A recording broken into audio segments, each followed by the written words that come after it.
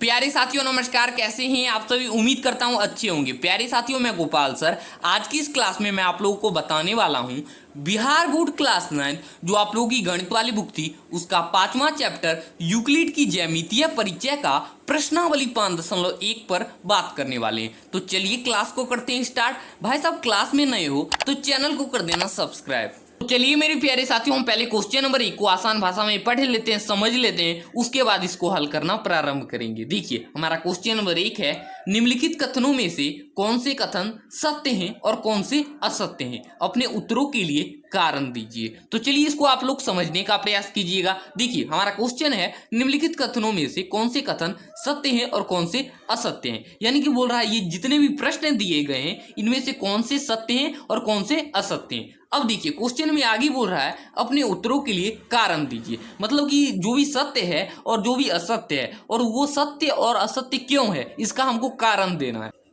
देखिए दोस्तों, हमारा क्वेश्चन नंबर 1 का पहला प्रश्न है, एक बिंदु से होकर केवल एक ही रेखा खींची जा सकती है। यानी कि आप लोग समझने का प्रयास कीजिएगा। जैसे कि ये कोई एक बिंदु है, इससे एक रेखा खींची जा सकती है? बिल्कुल भी नहीं। इससे यहाँ यहाँ यहाँ यहाँ अनेकों रेखा इससे खींची जा सकती है, यानी अनंत रेखा खींची जा सकती है। तो इसका बात गलत है, तो यहाँ पर हम लिखेंगे असत्य। तो क्वेश्चन नंबर 1 का पहला प्रश्न का उत्तर हो जाएगा दोस्तों असत्य। और कारण में लिखेंगे एक बिंदु से होकर अनंत रेखा खींची जा सकती है। अब देखिए इसी प्रकार हमारा क्वेश्चन नंबर 1 का दूसरा प्रश्न है, दो भिन्न बिंदु से होकर जाने वाली असंख्य रेखाएं हैं। यानी कि वो देखिए पहले दो गो बिंदु बना लेते हैं। यहाँ पर आप लोग समझने का प्रयास कीजिएगा। यहाँ पर दो गो बिंदु है, ठीक, यहाँ पर बीच में रेखा है और इससे बोल रहा है आगे प्रश्न में देखिए बोल रहा है होकर जाने वाली असंख्य रेखाएं हैं। मतलब कि एगो बिंदु से ज्यादा एगो यहाँ से रेखा खींचे जा सकते हैं और एगो यहाँ से खींची जा सकती है। यानी कि असंख्य रेखा नहीं खींची जा सकती है, तो ये भी गलत बात है दोस्तों। इसमें भी हम लिखेंगे असत्य। और कारण में लिखेंगे दो भिन्न बिंदुओं से होकर केवल एक रेखा खींची जा सकती है। अब देखिए दोस्तों क्वेश्चन नंबर 1 का तीसरा प्रश्न है, एक शांत रेखा दोनों ओर से अनिश्चित रूप से बढ़ाई जा सकती है। यानी कि आप लोग समझने का प्रयास कीजिएगा मेरे प्यारे दोस्तों। जैसे कि एक शांत रेखा यहाँ पर, अब देखिए प्रश्न में बोल रहा है दोनों ओर से अनिश्चित रूप से बढ़ाई जा सकती है। बिल्कुल बढ़ाई जा सकती है, यहाँ से बढ़ा सकते हैं, आप लोग जितना चाहिए बढ़ा सकते हैं। तो ये तो बात सही है, तो यहाँ पर हम लिखेंगे सत्य। देखिए तीसरा का उत्तर हो जाएगा दोस्तों सत्य। और कारण में लिखेंगे एक शांत रेखा दोनों ओर से अनिश्चित रूप से बढ़ाई जा सकती है। अब देखिए इसी प्रकार हमारा क्वेश्चन नंबर 1 का चौथा प्रश्न है, यदि दो वृत्त बराबर है तो उनकी त्रिज्या बराबर होती है। यानी कि आप लोग ध्यान से देखिएगा, दो गो वृत्त है, 1 और 2, ठीक, ये दोनों बराबर है। देखिए त्रिज्या जब इसकी यहाँ पर है तो इसका भी त्रिज्या यहीं पर होगा। यानी कि वृत्त बराबर है तो त्रिज्या भी बराबर होगा। ये भी सही बात है दोस्तों। तो इसका भी उत्तर हो जाएगा सत्य। और कारण में लिखेंगे बराबर त्रिज्याओं से बराबर वृत्त खींची जा सकती है। यानी कि बराबर त्रिज्या रहेगा तो हम बराबर वृत्त खींच सकते हैं, आराम से खींच सकते हैं। ये दोस्तों हमारा क्वेश्चन नंबर 1 का 5वां प्रश्न है, आकृति 5.9 में। यानी कि एक आकृति है 5.9, ये वाली आकृति है, 3 आकृति है, AB, PQ और XY। अब देखिए आगे प्रश्न में बोल रहा है, यदि AB बराबर PQ और PQ बराबर XY है तो AB बराबर XY होगा। यानी कि बोल रहा है AB बराबर PQ है और PQ बराबर XY है। और फिर देखिए दोस्तों, जब ई रेखा इसके बराबर है, ई रेखा इसके बराबर है, तो ई रेखा इसके बराबर हो सकता है? बिल्कुल हो सकता है। तो ये भी हो जाएगा दोस्तों हमारा सत्य। तो हम लिखेंगे 5वां प्रश्न का आंसर सत्य। कारण में लिखेंगे सभी तीनों रेखाएं एक दूसरे के बराबर है। तो आप आशा करता हूं आप लोग प्रश्नावली 5.1 का क्वेश्चन नंबर 1 को समझने में कोई दिक्कत नहीं हुई होगी। तो चलिए मेरे प्यारे साथियों, अब हम क्वेश्चन नंबर 2 को भी सॉल्व करते हैं। हमारा क्वेश्चन नंबर 2 भी आसान है। देखिए हमारा क्वेश्चन नंबर 2 है, निम्नलिखित पदों में से प्रत्येक की परिभाषा दीजिए। क्या इनके लिए कुछ ऐसे पद हैं जिन्हें परिभाषित करने की आवश्यकता है? वे क्या हैं और आप इन्हें कैसे परिभाषित कर पाएंगे? देखिए आप लोग समझने का प्रयास कीजिएगा। ये प्रश्न बोल रहा है निम्नलिखित पदों में से प्रत्येक की परिभाषा दीजिए। यानी कि जितना प्रश्न है इस सबको आप परिभाषा देना है। क्या इनके लिए कुछ ऐसे पद हैं जिन्हें परिभाषित करने की आवश्यकता है? वे क्या हैं और आप इन्हें कैसे परिभाषित कर पाएंगे? यानी कि ये जितना भी दोस्तों आप लोगों को प्रश्न दिख रहा है इसका हमको परिभाषित करना है और इसको समझना है, ठीक है। तो चलिए इसका उत्तर जानते हैं। हमारा पहला है समांतर रेखाएं।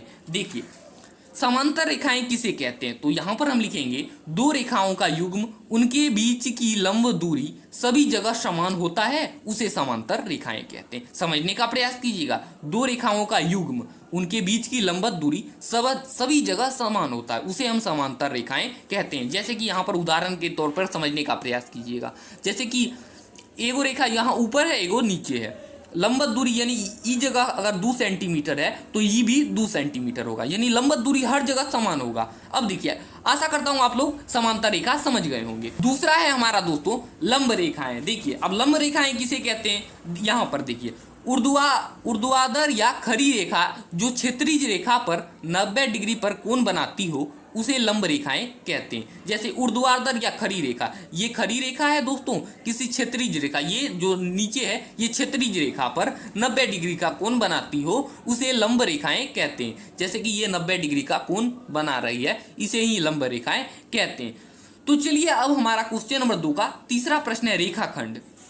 अब रेखाखंड किसे कहते हैं? देखिए, दोनों ओर से बिंदुओं को बंद रेखाओं को रेखाखंड कहते हैं, यानी कि दोनों ओर से, जैसे यहाँ और बीच में रेखा है, इसी को रेखाखंड कहते हैं। यानी दोनों ओर से बिंदुओं को बंद रेखा को रेखाखंड कहते हैं।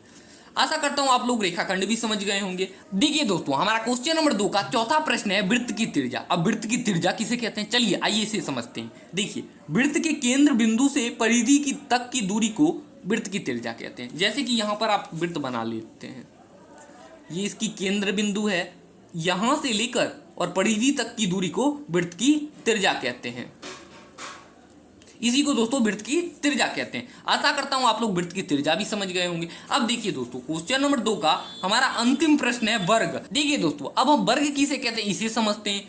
चार समान रेखाओं से बंद आकृति जिसका चारों को 90 डिग्री का हो, वर्ग कहलाता है। जैसे कि दोस्तों, ये 90 डिग्री है, ये 90 डिग्री होगा, ये 90 डिग्री होगा, ये 90 डिग्री होगा, इसे ही दोस्तों हम वर्ग कहते हैं। क्या आप लोगों को समझ में आया? आशा करता हूं आप लोग क्वेश्चन नंबर 2 का सभी प्रश्न समझ गए होंगे। मेरे साथियों ध्यान दीजिए, ये प्रश्न काफी इंपॉर्टेंट है, क्योंकि इसे सॉल्व नहीं करना है, इसे बस समझना है। देखिए, तीसरा प्रश्न है हमारा, नीचे दी हुई दो अभिधारणाओं पर विचार कीजिए। यानी नीचे दो अभिधारणा दी गई है, इस पर विचार करना है। प्रश्न में सीधा बोल रहा है विचार कीजिए। अब देखिए, हमारा पहला अभिधारणा है, दो भिन्न बिंदु ए और बी दिए हैं, दिए रहने पर एक तीसरा बिंदु सी ऐसे विद्यमान है जो ए और बी के बीच स्थित है। देखिए, दो गो बिंदु ए और बी दिया है, तो यहां पर हम एगो बिंदु और ये दो बिंदु, एगो बिंदु एक है, दूसरा बी है। अब देखिए, सी ऐसे विद्यमान है जो ए और बी के बीच स्थित है। बोल रहा है सीधा ए और बी के बीच स्थित है,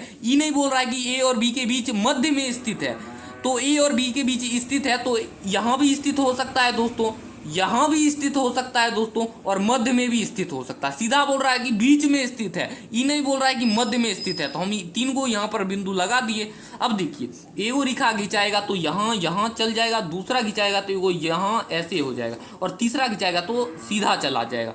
बस इसका आंसर इतना ही होगा, इसको सॉल्व नहीं करना है, बस इसे ऐसे ही करना था, और मैंने आप लोगों को ऐसे समझा दिया। मेरे प्यारे साथियों, हमारा क्वेश्चन नंबर 3 का दूसरा प्रश्न भी पहला प्रश्न से रिलेटिव है, तो चलिए इसको पहले पढ़ लेते हैं। बोल रहा है, यहां कम से कम ऐसे 3 बिंदु विद्यमान हैं कि वे एक रेखा पर स्थित नहीं हैं। क्या इन अभिधारणाओं में कोई अपरिभाषित शब्द हैं? क्या ये अभिधारणा अवरोधी है? क्या ये यूक्लिड की अभिधारणाओं से प्राप्त होती है? स्पष्ट कीजिए।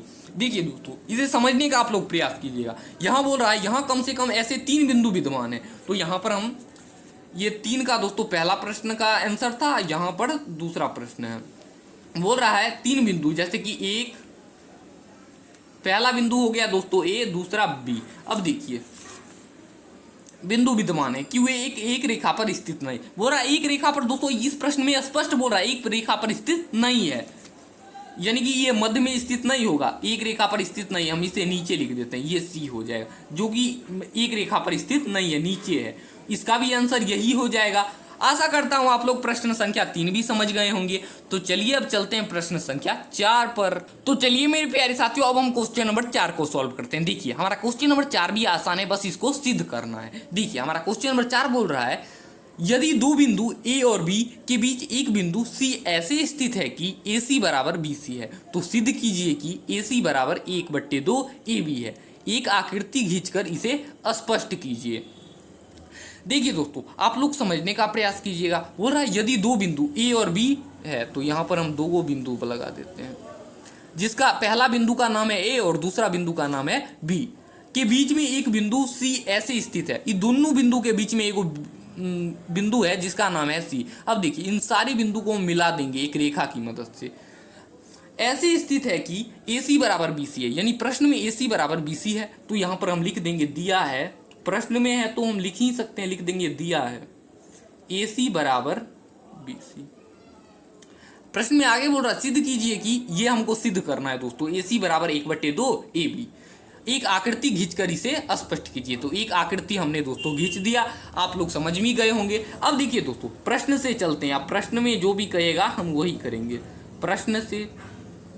अब देखिए दोस्तों, AC और BC को अगर हम जोड़ेंगे तो AB हो सकता है। आप बोलोगे हाँ हो सकता है, यानी AC और BC को हम जोड़ेंगे, AC प्लस BC बराबर में दोस्तों क्या हो जाएगा, AB हो जाएगा। अब देखिए दोस्तों, यहाँ पर AC का AC उतर जाएगा, लेकिन यहाँ पर BC नहीं उतरेगा। अब दोस्तों यहाँ पर BC क्यों नहीं उतरेगा, आप लोग ध्यान से देखिएगा। यहाँ पर AC बराबर BC है, तो BC बराबर भी AC हो सकता है, यानी कि दोनों एक्सचेंज कर सकते हैं। तो यहाँ पर BC है तो यहाँ पर हम AC लिख देंगे और बराबर में AB। अब देखिए दूगो AC है तो 2AC हो जाएगा और बराबर में AB। अब देखिए गुना में इधर आएगा तो भाग में हो जाएगा, AC बराबर AB/2। अब देखिए दोस्तों, यहाँ पर कुछ नहीं है तो यहाँ पर एक हो सकता है, तो आप बोलो हाँ सर हो सकता है, तो 1/2 AB। क्या दोस्तों प्रूव्ड हो चुका है, यही आपको प्रूव्ड करना था। देखिए तो AC बराबर 1/2 AB, यही तो हमको दोस्तों प्रूव्ड करना था, जो कि हमने कर दिया। आशा करता हूं आप लोग को प्रश्न संख्या 4 भी समझ गए होंगे। तो आज का यह क्लास हम यहीं रहने देते हैं, मिलेंगे अगली वीडियो में। क्वेश्चन नंबर 5 से लेकर क्वेश्चन नंबर 7 तक में जितने भी प्रश्न है सबको सॉल्व करेंगे। धन्यवाद मेरे प्यारे साथियों।